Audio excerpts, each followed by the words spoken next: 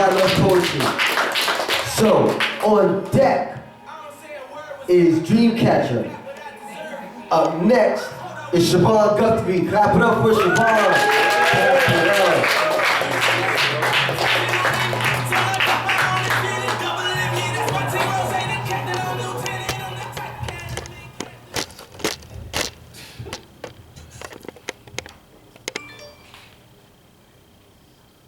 On the day that my life doesn't matter, right after police have probably stopped my heart in front of the people it beats for, and I go from man to martyr to movement to memory, forcing my mother to stitch back together the pieces of her smile, your most highly touted of news outlets, carrying only the most pertinent of information, will be sure to inform you that I was no saint. I'll call my non-compliance eighth deadly sin. No amendment protected my right to bear this blackness or cell phone. They would dig through my closet and ask the skeletons to give my obituary and do anything possible to make my murder an act deserving of a paid vacation, so to those who knew of me, please. When they leave these bullet holes in my story, if absolutely nothing else, tell them my name. Tell them that my parents gave it to me when it was all that they had to give. That I was one who only dreamt in the daytime because I thought the night stars too beautiful to miss. Tell them I found stars in the eyes of a girl who now is never going to get that last name I owe her. Tell them I was romantic enough to make Cupid blush, but so irresponsible he thought me a waste of his arrows. Tell them I made love as if I invented it. Tell them I laughed as though I had all the time in the world, but often cried as though I saw this coming, because where I'm from, we wear matching hoodies with the Reaper, so he doesn't have trouble finding us, where buying the black kid's birthday presents before the date itself always seemed more gamble than gift. So tell them I gave. Didn't matter if my glass was half empty or half full, as long as we could pour into others. Tell them we were poor. Didn't always have 2 cents to rub together, so we learned to do it with our hands. We called it prayer. Called it church, made it of each other, wrapped in each other as tightly as the kinks in our hair, called it love, painted it black because that was the only color we had never seen it come in yet. Tell them that we just wanted to see things like the world, like tomorrow, like examples of colored folks whose bodies equated to more than police descriptions, and I found some in my afterlife. Where ancestors taught lessons using this ungentrified textbook, I thought it was crazy. Then in death, they were teaching me what type of person I was, yet in life, no one even taught me I was a person. My biography said, your name is Chevan. Age, old enough to say I'm fucking up, but young enough to still just call it learning. Gender, mind your business. Ethnicity, well, let's see here. Real nigga, yes, nigga with a G-A, as in he's from East Atlanta, G-A, where anyone who wants to use an ER can get put in one.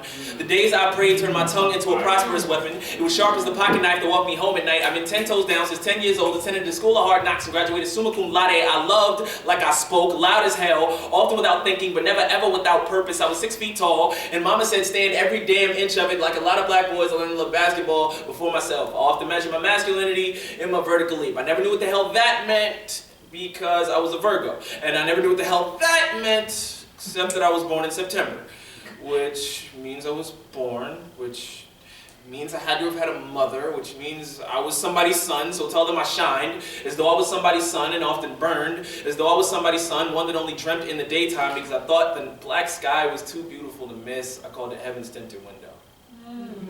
Peered through it as I rode shotgun with a God who hadn't really heard from them in a bit. Wanted to know who they had been praying to.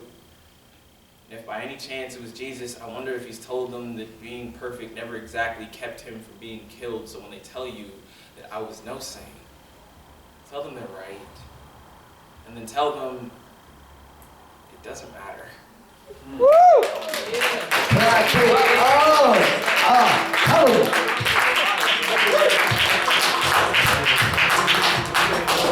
Alright. Doing some magic stuff right now tonight. So I'm going to give the judge a little more minute to deliberate, write their numbers down. And then we have one more poet for this round, and then we're going to go off to round 2.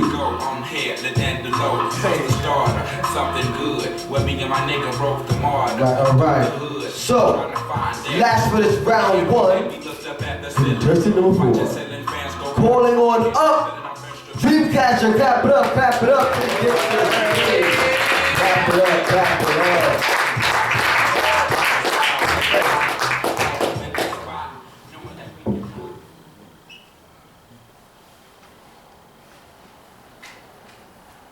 Anybody whose brain is tired, or whose elbows are tired. Being part of the working class in America, it's like being an elephant in a circus. Because although we are so mighty, like elephants, we are put on display. Like elephants giving some peanuts for pay. It kind of makes me feel like the Central Park horses. Trapped, caged in a systematic society where money is everything. So if you don't have everything, you become nothing. Was my thought as I get ready to walk out the door for work, but the click of my heels on the floor remind me of the horse hooves doing chores, carrying around you and yours on tours, as yet another long day they face, and another long day we face, on our feet, staying in a race facing defeat, and all these goals we gotta meet. We got horse blinders on, it's only work that we see. Work, more work till our thighs scorch. Work, more work, the boss prize horse, without our own prize, of course. They want us to walk to work, then go to school, then go to sleep, then repeat, then wake up, but we still sleeping. Because even if we did all that, man, heart's still dreaming. Dreaming of the place we could just lay in, like free horses on the grass just grazing, staring at the sky, God's beauty, amazement, not this matrix made shit. At least we agree we got the beat to play with. We meant to run free, like free horses, but they turned us to Ferraris, Porsches, cause the power of the horse is stuck in the hood. Ran by the machine. Men stuck at work, ran by the cream. Women stuck at work, scrambling for cheese. Do we change for a change, go from plain to vain, since you only see yourself when enslaved and caged like Central Park horses that are now sports whips? Like horses, we live in stables, but we not living stable? Call me ungrateful. Life is a fable. We need a breakthrough. It's like we damn like a lake do. Gotta wait till you old to afford a house with the lake view. Why? Why are we cold and callous? Because our feet are sore. I'm sure, kid, our course is filled with coarseness, walking around with a bag of crap attached to our backs like the Central Park horses. So, give me the truth and spare me the horseshit. Awful.